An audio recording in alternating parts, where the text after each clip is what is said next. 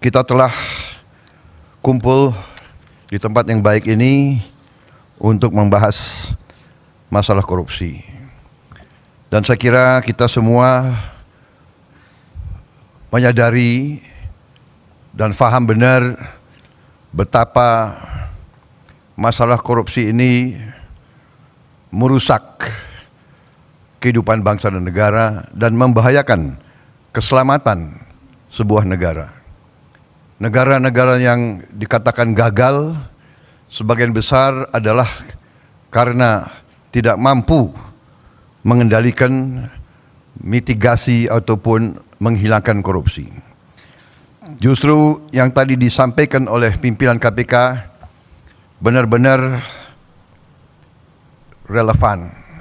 Kita faham justru negara seperti kita yang hidupnya banyak sekali tergantung sumber daya alam, disitulah terjadi praktek-praktek korupsi yang sangat mengganggu kelangsungan hidup suatu bangsa. Semua upaya yang sudah disampaikan oleh KPK harus kita dukung.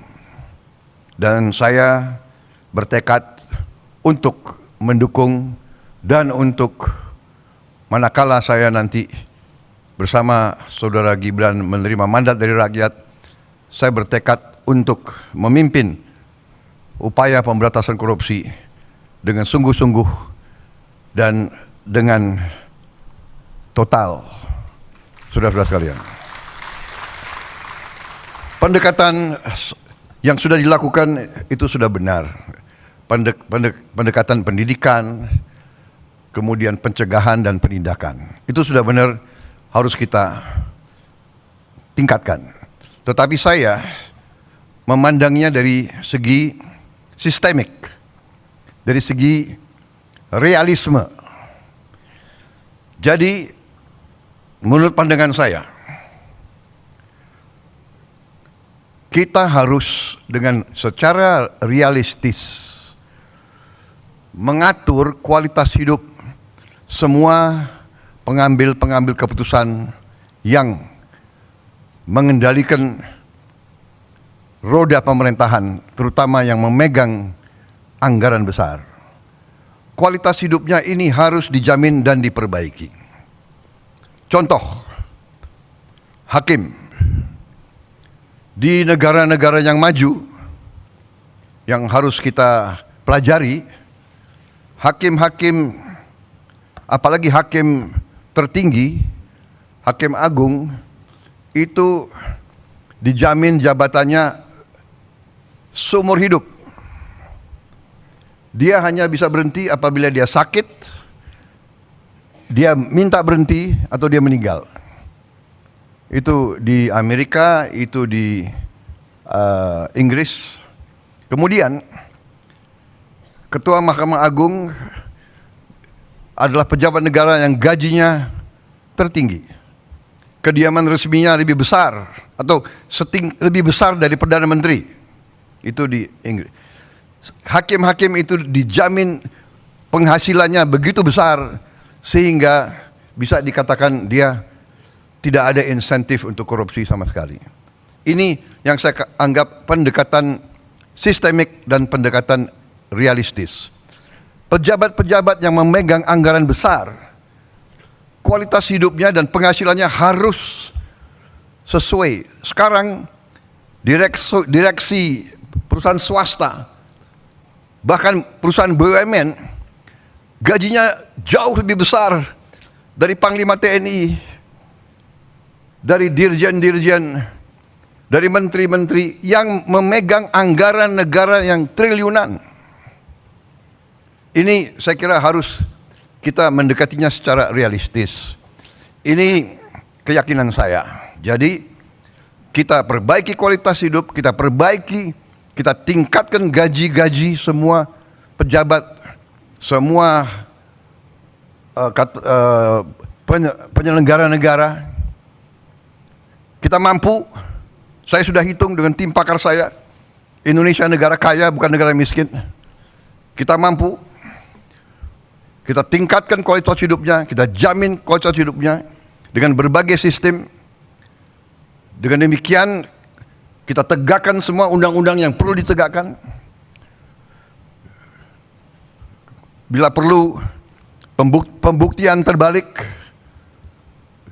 tidak perlu kita tunggu delik pengaduan, tetapi seorang pejabat yang mau menjabat jabatan penting harus transparan, harus bisa dilihat. Karena itu saya sangat dukung LHKPN untuk ditegakkan dan diberi sanksi manakala LHKPN itu tidak jujur. Semua kekayaan harus dilaporkan. Jadi intinya demikian, pendekatan secara realistis, sistemik. Kita perbaiki kualitas hidup, kita jamin kualitas hidup sehingga tidak terjadi suatu hal yang tidak masuk akal. Sebagai contoh, pejabat yang mengendalikan anggaran kontrak-kontrak besar itu diperlakukan sama dengan pejabat yang tidak punya tanggung jawab sebesar itu. Ini saya melihat sehari-hari di lingkungan tanggung jawab saya. Di Kementerian Pertahanan ada pejabat yang mengendalikan triliunan dalam kontrak-kontrak. Pangkatnya sama dengan pejabat yang kerjanya rutin. Ini saya ajukan sudah 2-3 tahun untuk jabatannya dinaikkan, mungkin tidak dari segi gaji, tapi dari segi penghormatan. Saya mau usulkan pejabat-pejabat di Kementerian Pertahanan yang mengendalikan anggaran begitu besar diberi bintang 3. Tapi sampai sekarang ya mungkin birokrasi dan sebagainya masih belum tembus. Itu pertama, jadi sistemik pendekatan. Yang kedua menurut saya adalah kehendak politik, political will. Tadi saya sependapat dengan Pak Anies tadi, harus dari atas. Political will, kehendak politik. Kehendak politik untuk menegakkan pemberantasan korupsi. Dan Ingarso Sungtulodo memberi contoh.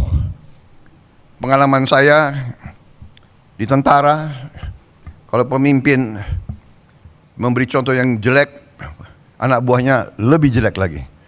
Jadi kita selalu harus memimpin dengan contoh, memimpin dari depan, transparan, dan kita harus selalu menegakkan walaupun mungkin berat.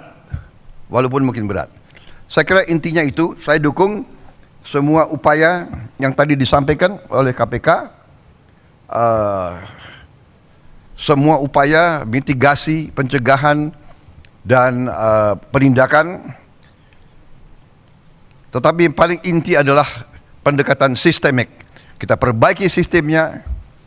Sesudah sistem diperbaiki, dengan political will, kita tindak sekeras-kerasnya yang menyimpang dari ketentuan kita. Korupsi adalah yang bisa merusak Indonesia, bisa gagalkan Indonesia untuk dengan cepat meningkat menjadi negara maju. Dan itu yang kita inginkan, dan itu yang bisa kita capai.